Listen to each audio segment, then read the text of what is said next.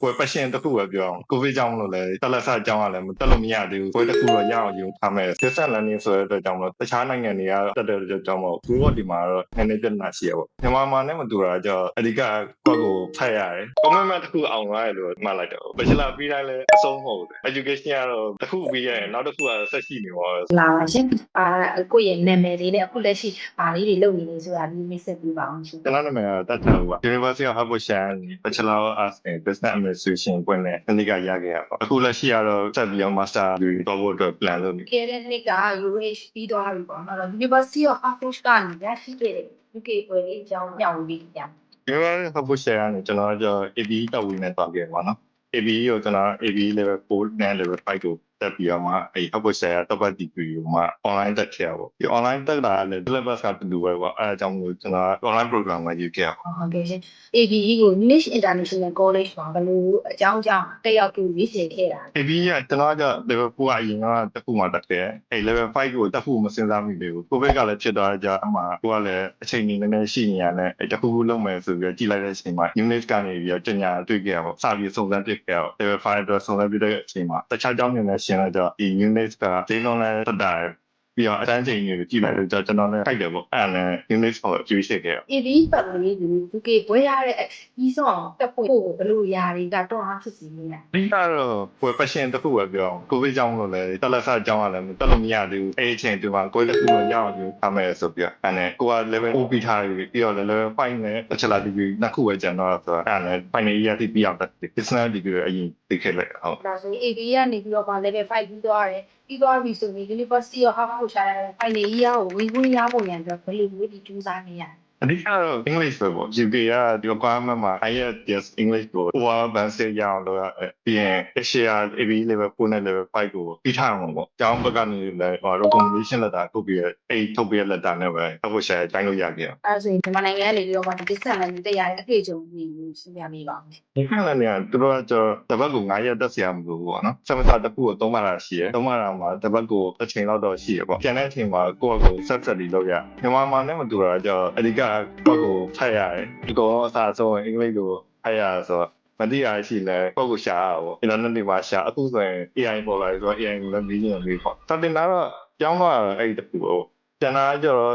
distance learning ဆိုတဲ့အတွက်ကြောင့်တခြားနိုင်ငံတွေကတက်တဲ့အတွက်ကြောင့်ဘူးတော့ဒီမှာတော့နည်းနည်းပြဿနာရှိရပေါ့ဘူးတော့ဒီမှာဆိုရင် native မဟုတ်တဲ့အတွက်ကြောင့် communication မှာလည်းနည်းနည်းတော့အခက်အခဲလေးတွေရှိရပေါ့အဲ့တော့အခုဒီမှာဆိုရင်ဒီ UH မှာဆိုဒီသင်ကြားမှုကာလတစ်လျှောက်မှာကြုံတွေ့ခဲ့ရတဲ့စိတ်ခေါ်မှုဘယ်လိုမျိုးကြော်သွားလဲ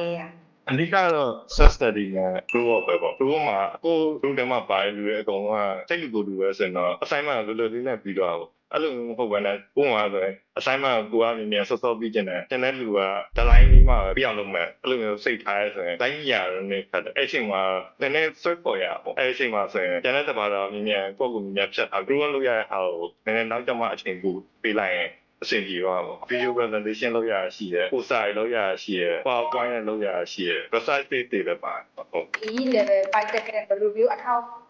final year မှာ practical ပို့သွားပေါ့ကိုယ်ကဘယ်လို apply လုပ်မလဲအဲ့စာတွေကိုကိုယ်က presentation လုပ်ရတာရှိတယ်အဲ့လိုမျိုးဆိုရင်ကိုယ်က full fight ကိုတော့နားလည်အောင်လုပ်ထားမှဆိုရင်အဲ့ final year တော်တော်လေးကိုအဆင်ပြေတယ်ဟုတ် AV ကတော့တခုရှိရအဲ့ assignment မှာဆိုရင်သူက research လည်းလုပ်ရတယ်ဥပမာ company တစ်ခုရေးခိုင်းပြီးတော့အဲ့ပုံတက်တဲ့ဘေးကုန်းလေးပေါ့ကိုယ့်ကိုရှာကိုယ့်ကို research လုပ်ပြီးတော့ရေးရတာဆိုတော့ assignment final year မှာတော်တော်လေးအောက်ကူဖြစ်တယ် level 5ကနေပြခဲ့အကျိုးကျေးဇူးပေါ့အခုဆိုရင်ဒါဆိုရင်ခုနှစ်က UH ပြီးသွားတာနော်ခုလိုမျိုး UK ပွဲတစ်ခုကိုရသွားပြီဆိုတော့ဘယ်လိုမျိုးခံစားရလဲ commitment တစ်ခုအောင်သွားတယ်လို့မှတ်လိုက်တော့တစ်ခုရှိရ bachelor ပြီးတိုင်းလည်းအဆုံးမဟုတ် education ကတော့တစ်ခုပြီးရင်နောက်တစ်ခုကဆက်ရှိနေပါဆိုတော့ commitment တစ်ခုကိုရသွားတယ်ပေါ့ develop country university ကပွဲဆိုတော့ကြော်လာလို့ရှိရဒါပေမဲ့လည်းအဲ့ကြော်လာနဲ့ရက်လို့မရဘူးကိုကဆက်တော့ရှောက်ဟုတ်ကဲ့ပါဆရာအဲဆိုရင် ABE ပတ်ဝန်းကျင်ကိုစဉ်းစားနေတဲ့လူတွေအတွက်ဘယ်လိုမျိုးဉာဏ်ရေးပြီးစီအဓိကတော့ပြောချင်တာ business ကိုတကယ်စိတ်ဝင်စားတာပေါ့ငယ်လေးအချိန်မှာစောစောသိကြတော့ကောင်းနေရောနောက်မှပတ်ဝေးပြောင်းလို့ရတယ်ဆိုရင်ပဲ business ကိုတကယ်လုပ်ချင်တယ်ကိုက practical လည်းတော့ချင်တယ်ပြီးတော့ theory လည်းနည်းနည်းပုံမှန်သိချင်တယ်ဆိုတော့ AD ကတော်တော်အဆင်ပြေတယ်ပြောအောင်အဓိကတော့သူက research သူများရဲ့ပြောတာလည်းယုံလို့မရအောင်ကိုကကို research လုပ်ကို decision နဲ့ကိုလုပ်တဲ့ဥစ္စာပဲနောက်မှမှာတော့ရဆိုတော့ကိုကြောင့်ကိုဖြစ်တာဆိုပြီးတော့လုပ်လို့ရတယ်ကျွန်တော်တို့ပြောလိုက်လို့ဆိုတာကိုကို research လုပ်ပြီးတော့မှဒီဟာကောင်းတယ်ဆိုရင်ကို decision ထွက်လာတဲ့အချိန်ကျမှဒီဟာရွေးရတော့ဟိုစင်ပြေဟုတ်ဒါတော့ဒီပေါ့နော်ဒါလူငယ်တွေအကြံပြုတဲ့ အားလေးပေါ့နော်နောက်ဆုံးမျိုးလေးကိုယ့်ရဲ့အကြံစကလုံးတစ်လုံးနဲ့ပေါ်ပြရအောင်ဘယ်လိုမျိုးလေးပေါ်ပြချင် နော်အဲ့တော့သူတို့ကစားလို့ဒီတော့အောင်တယ်သူတို့ကစားလို့ရှေ့အပေါ်ရောက်လိုက်အောက်ရောက်လိုက်ဆိုတာဘယ်လိုမျိုးလုံးဝအပေါ်ကြီးရောက်သွားလည်းမဟုတ်လုံးဝအောက်ရှိလည်းကြာတော့မဟုတ်အဲ့ပြန်စဉ်းစားကြည့်ပါဆိုအဲ့ပြီးခဲ့တဲ့ဟာရတော့ကောင်းတဲ့ဟာလည်းရှိရဆိုးတဲ့ဟာလည်းရှိရဒါပေမဲ့ဘယ်တော့မှလည်းကောင်းနေရအငြင်းကောင်းနေအောင်ဟုတ်လို့အငြင်းဆိုးနေရလည်းဟုတ်အဲ့တခုပဲရှိအောင်ဟုတ် အများကြီးစူးစမ်းနေတဲ့အခါအောင်မြင်မှုရတဲ့အခါကျအမြင်လုံးဟိုတချို့တက်လိုက်တဲ့စိတ်ဓာတ်နဲ့ရုန်းကန်ရတာတွေလည်းရှိ ဟုတ်တယ်ဟုတ်